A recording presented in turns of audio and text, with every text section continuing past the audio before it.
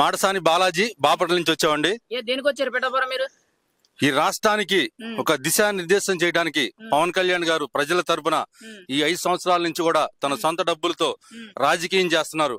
మరి వారు ఇక్కడ పిఠాపురం నుంచి ప్రజా ఎన్నికగా విజయబోరు మోగించడానికి మేమంతా కూడా కొంతమేర ఉడతా సహాయం చేయడానికి ఇక్కడ దాకా వచ్చామండి. ప్రచారం చేయడానికి మీరు బాపట్ల నుంచి వచ్చారు? అవును. ఎందుకని అంత దూరం నుంచి ఆయన మీద ఏంటంటే అంత అభిమానం మీద అంత దూరం నుంచి వచ్చారు? అది ఇప్పటి అభిమానం కాదండి, ఆయన నేచర్, ఆయన 10 మందిని కలుపుకొని వెళ్లే కల్చర్, సహాయం చేసే కల్చర్ మా అందరినీ అతనికి ఒక ఇదిగా చేసినాయి, మా అందరికి ఒక ఆదర్శనీయుడిగా చేసినాయి. అది మిమ్మల్ని అందరినీ ఆయన మార్చారంటారండి. మీ విధి విధానాలు గానీ మీ ప్రవర్తన తీరు గానీ ఆయన ఖచ్చితంగా మిమ్మల్ని మార్చి తీరి అంటారండి. ఆయన ఖచ్చితంగానండి భావజాలం అంటారా? ప్రభావితం చేశాడు మమ్మల్నే కాదండి, ఈ రాష్ట్ర యువత మీద ఆయన ప్రభావం చాలా బాగా ఉందండి. అది ఎలక్షన్ లో రిఫ్లెక్ట్ అవుతుందండి. అది ఈ 5 ఏళ్ల పరిపాలన ఎలా అనిపిస్తుందండి మీకు రాష్ట్రం అంతా? ఈ ఒక 151 సీట్లు వచ్చినాయండి. 151 సీట్లు వచ్చినాయి అంటే ప్రజలందరూ నీ వైపు ఉన్నారని. ఇవాళ టోటల్ గా రివర్స్ అండి. ఎందుకు రివర్స్ అంటే ప్రజా వేదిక అనే ఒక ప్రభుత్వ వేదికని ప్రజల సమస్యలు పరిష్కరించడానికి ఒక సమావేశ మందిరాన్ని కూలగొట్టి ఇతను అధికారంలోకి వచ్చిన తర్వాత చేసిన మొట్టమొదటి పని అంటే ప్రజా ప్రభుత్వం ప్రజా వ్యతిరేక పనితో పని మొదలు పెట్టింది.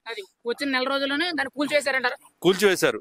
మరి అక్కడి నుంచి అతని పరిపాలన ఒకటొకటి చూసుకుంటే ఇసుక పాలసీ అని చెప్పి తాపీ మేస్త్రుల్ని, కూలీల్ని అందరిని ఇబ్బంది పెట్టాడు.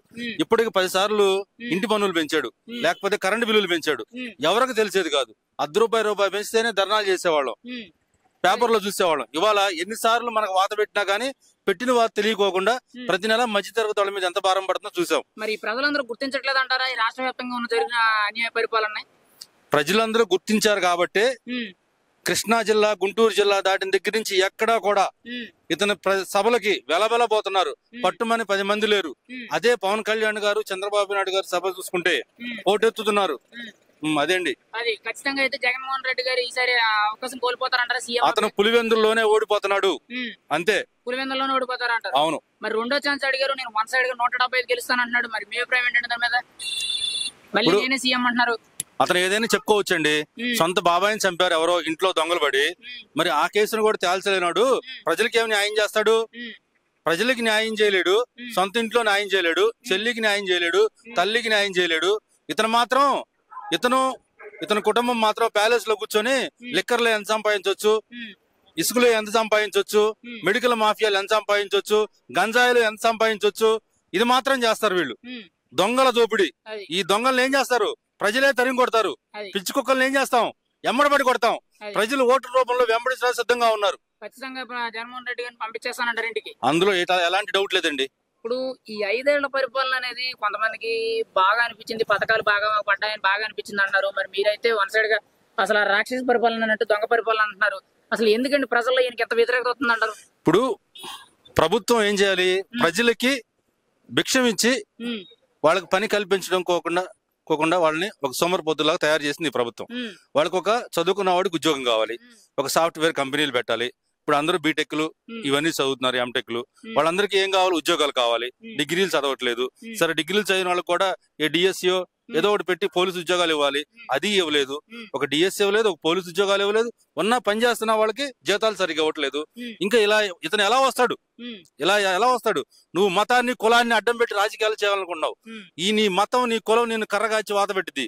నువ్వు అంబేద్కర్ విగ్రహం పెట్టావు, కానీ అంబేద్కర్ విద్యాదేవన్ని నువ్వు తీసేసావు, నీ పేరు పెట్టుకున్నావు. మరి డాక్టర్ సుధాకర్ బాబు విశాఖపట్నం డాక్టర్ గారు మాస్కులు ఇవ్వండి అని అడిగితే ఆయన్ని క్రూరంగా హింసించి చంపేశావు. మరి ఇంకొక అతని డోర్ డెలివరీ చేసావు. ఇలాంటి క్రూరమైన ప్రభుత్వాన్ని దళితులే కర్రగాల్చి వాత పెడతానికి సిద్ధంగా ఉన్నారు. ఇప్పుడు మరి మీరేంటంటే ఈ 5 ఏళ్లలో చాలా దళితుల మీద గానీ, కొంచెం మైనారిటీ వర్గాల మీద గానీ, ఒక సామాన్యుడైన మీద గానీ చాలా దారుణాలు జరిగినాయి అంటున్నారు. మరి ప్రజలు ఆయన వెనకే ఉన్నారు, నేను ఖచ్చితంగా మళ్ళీ వాళ్ళే సీఎం స్థాయిలో కూర్చోబెడతారని అంటున్నారు.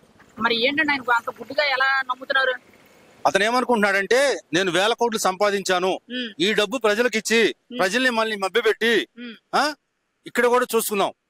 ఈ పిఠాపురంలో మేకపాటి రాజమోహన్ రెడ్డి కొడుగా ఎవడ వచ్చాడంట, మిథున్ రెడ్డి.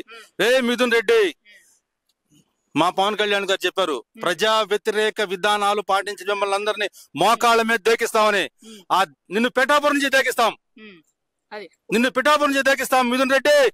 నువ్వు తిన్న అడవిలో తిన్న తిరుమల తిరుపతి 7 కొండల స్వామి ఎంకన్న సాక్షిగా నువ్వు చేసిన దోపిడీ మొత్తం కక్కిస్తాం, నీ ఎమ్మడబడి పరిగెత్తిస్తాం. ఇప్పుడు పవన్ కళ్యాణ్ గారిని ఓడించడానికి వైసీపీ పెద్దల్లో నుంచి మిథున్ రెడ్డి గాని, లేకపోతే ముద్రగడ పద్మనాభం గాని, ద్వారపూడి చంద్రశేఖర్ గాని, ఇక్కడ లోకల్ గా పనిచేసే నాయకులు గాని, రాష్ట్రంలో ఉన్న నాయకులే గాని, వైసీపీ వాళ్ళు చాలా మంది వచ్చి ఒక పవన్ కళ్యాణ్ ఓడించడానికి ఇక్కడ తిరుగుతున్నారు.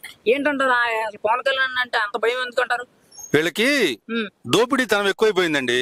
నెల్లూరు నుంచి కాకినాడ దాకా రేషన్ బియ్యం మొత్తం ఈ ద్వారంపూడి చంద్రశేఖర్ రెడ్డి అన్నవాడు దోపిడీ చేస్తున్నాడు. పవన్ కళ్యాణ్ గారు వస్తే ఎక్కడికక్కడ ప్రజలకు అందవలసిన విధానాన్ని ఆయన తీసుకొచ్చి ప్రభుత్వం చేత పనిచేపిస్తాడు. ఆ విధానం వస్తే వీళ్ళకి బొచ్చి నిండదు కదా. ఈ సంపాదించుకున్న కోట్లు చాలా ఇంకా సంపాదించాలి వీళ్ళకి. వీళ్ళ సంపాదన పోతుందని పవన్ కళ్యాణ్ గారికి వ్యతిరేకంగా వీళ్ళు పనిచేయడానికి సిద్ధంగా ఉన్నారు. కానీ ప్రజలు ఆలోచిస్తున్నారు, మిమ్మల్ని కర్రగాల్చి బాధ పెడతారు, మీ అంతు చూస్తారు, తస్మాత్ జాగ్రత్త. ఫైనల్ గా అయితే మీరైతే మార్పు కోరుకుంటారా? మార్పు కోరుకుంటున్నాను కాబట్టి పవన్ కళ్యాణ్ గారికి వచ్చి ప్రచారం చేస్తున్నాను. ఆయన గెలుపులో మేమందరం భాగం అవుతారు. ఎంత మెజారిటీ వస్తుంది అంటున్నారు పిఠాపురాన్ని? మీరు తిరిగిన దాన్ని బట్టి ఎంత వరకు తెలుస్తుందండి మీకు అయితే సమాచారం? చిన్నలు, పెద్దలు, మహిళలు, వృద్ధులు అందరూ కూడా పవన్ కళ్యాణ్ గారు పవన్ బాబు అంటారండి. ఆ లెక్కలు చూసుకుంటే 1,00,000 మెజారిటీ రావచ్చండి ఖచ్చితంగా. మరి ఆయన గుర్తేంటండి? గాజు గ్లాస్ గుర్తు. ఓకేనండి, థ్యాంక్ యూ.